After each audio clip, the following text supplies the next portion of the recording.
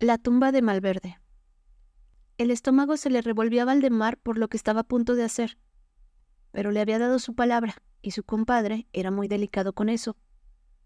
Jamás dejaba una promesa sin cumplir, ni permitía que aquellos que le rodeaban lo hicieran. Con las fuerzas que le quedaban, se echó el cuerpo de Jesús a cuestas. No pesaba tanto después de todo, era un cuerpo pequeño que, sin alma que lo animara, parecía más liviano todavía. Se acercó despacio hasta la guardia de los federales y les contó la historia que había inventado Jesús. Los soldados no le creyeron del todo, pero lo único que les interesaba era capturar a Malverde, y aquel hombre se los llevaba de cuerpo presente. Las órdenes decían, de preferencia muerto, y muerto estaba.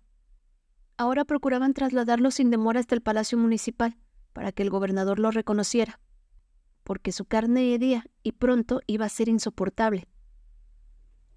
Antes de media mañana, Valdemar y el cuerpo de su compadre estaban en presencia del gobernador Francisco Cañedo. El viejo sonreía satisfecho, remirando el cadáver una y otra vez para convencerse de que sí, en efecto, él era y estaba muerto, bien muerto. Por fin se sacudía de encima esa vieja molestia que representaba el bandido. A ver ahora quién se daría ánimos para desafiarlo. Ese era el castigo que merecían los que se levantaban contra el gobierno, aunque no era suficiente. Mejor sería hacer público el escarnio, para mayor ejemplo de la plebe, para que a ninguno se le ocurriera seguir los pasos de aquel forajido. Pues si al mismísimo Jesús Malverde lo castigaba de un modo tan terrible, cuanto más a los gatos chicos. Pero antes era necesario cumplir lo ofrecido. Después de todo, aquel Judas se lo había ganado, porque seguro que el tipo ese también era un forajido. Si nomás con verle la facha uno podía darse cuenta, y seguramente uno de la propia banda de Malverde, porque de otro modo nunca se hubiera podido acercar. De manera que aquel sujeto tenía que ser un Iscariote que había entregado a su jefe por unas cuantas monedas, aunque fueran muchas más de 30. ¿Quién lo dijera? Este Jesús había sido 1000 veces más caro que su tocayo, y este traidor salía también más caro que el otro. Pero mejor así. Había que dar la muestra de que quien vende su alma al gobierno siempre es bien recompensado. Con estos pensamientos en la cabeza, Cañedo giró las órdenes pertinentes. En primer lugar, que la gratificación le fuera entregada, peso sobre peso, al señor Valdemar López, cosa que hizo en el acto, y, en segundo lugar, que Jesús Malverde fuera ejecutado públicamente con la pena que acostumbraban para los bandidos, a la vista de Culiacán. Los federales, e incluso los propios hombres del gobernador, se asombraron ante este mandato, sobre todo porque no tenían idea de cómo ajusticiar a un muerto. De manera que don Francisco tuvo que explicarles que, viviera o no, debían avisar a toda la ciudad de la ejecución, armar una horca en un árbol bien visible, colgar el cuerpo y dejarlo que se pudriera allí, porque en el mismo momento firmaría un bando para evitar, bajo pena de muerte, que alguno de sus simpatizantes lo bajara y le diera sepultura. De esta forma, el castigo sería ejemplar. Las órdenes fueron cumplidas al pie de la letra por la Guardia Rural. A las 6 de la tarde del día 3 de mayo de 1909, una marejada de gente humilde, venida de todo Culiacán y de los ranchos cercanos, se congregaba en torno a un mezquite muy alto para rendirle el último respeto a su protector. Un trueno estremeció las alturas, aunque todavía brillaba el sol en el horizonte. Entre la gente estaba toda la banda de Malverde, incluyendo a Valdemar. Empezó a lloviznar, pero don Francisco Cañedo no perdió la oportunidad de aburrir a la multitud con un discurso donde condenaba la rebelión, el crimen y amenazaba a los campesinos advirtiéndoles que igual suerte correrían quienes quisieran enterrar el cadáver o tomar represalias, y antes de que el gobierno terminara su sermón, el cielo entero se puso a llover. Los rurales montaron el cuerpo de Jesús sobre un caballo flaco, le pusieron la soga alrededor del cuello y, con un ademán teatral, el propio gobernador le dio la palmada al caballo para que avanzara y dejara suspendido al reo. Algo pasó entonces que nunca olvidará el pueblo de Sinaloa, un milagro oscuro que sorprendió a unos, dejándolos con la boca abierta, y horrorizó a los demás. Bajo los últimos rayos del sol que se empeñaba en alumbrar, a pesar del aguacero, en el momento en el que el cuerpo quedó sin apoyo y cayó al vacío, Jesús agitó las piernas frenéticamente, abrió los ojos y se llevó las manos a la garganta, tratando de sujetar la soga. También abrió la boca como para dar un alarido que el nudo de la cuerda ahogó prematuro.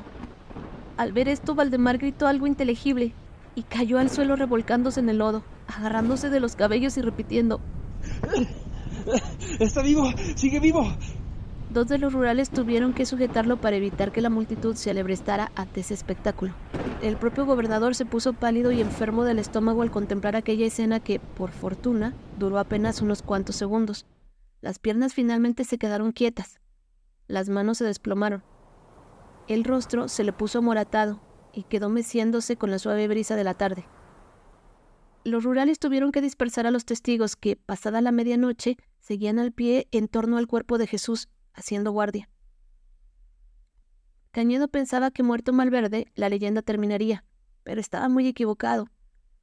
No habían pasado 8 horas del ahorcamiento cuando, entre los centinelas que mandó a apostar junto con el cuerpo para asegurarse de que su bando se cumpliera al pie de la letra, pasó silbando una bala que acertó a la soga de la que colgaba el reo. Unos segundos después, se repitió el suceso. Los guardianes, que pertenecían a la cordada, prepararon sus armas y trataron de adivinar de dónde venían aquellos disparos, pero seguro el tirador estaba muy lejos, en una posición alta, y probablemente estaba disfrazado con las famosas hojas de plátano, por lo que resultaba invisible con la luz ceniza de la tarde saber dónde estaba. Al menos esta fue la explicación que prefirieron darse antes de ponerse cuerpo a tierra, porque, aunque era evidente que no les apuntaban a ellos, uno nunca sabe, y una bala perdida... Bueno. Algunos disparos después, el cuerpo cayó al suelo, y uno de los guardias tuvo que abandonar el puesto para ir a darle parte al gobernador, quien salió de su alcoba tan agitado que no le dio tiempo ni de ponerse siquiera las pantuflas. La noche estaba muy fresca. Cañedo pescó una gripa fulminante y un soberano berrinche. No se supo nunca quién había disparado en realidad. Pudo ser cualquiera de la banda, incluso el mismísimo Valdemar, que quizá de ese modo trataba de redimirse. Puede que esa teoría no estuviera tan errada, porque a la mañana siguiente encontraron su cadáver colgado de un árbol a la vereda del camino.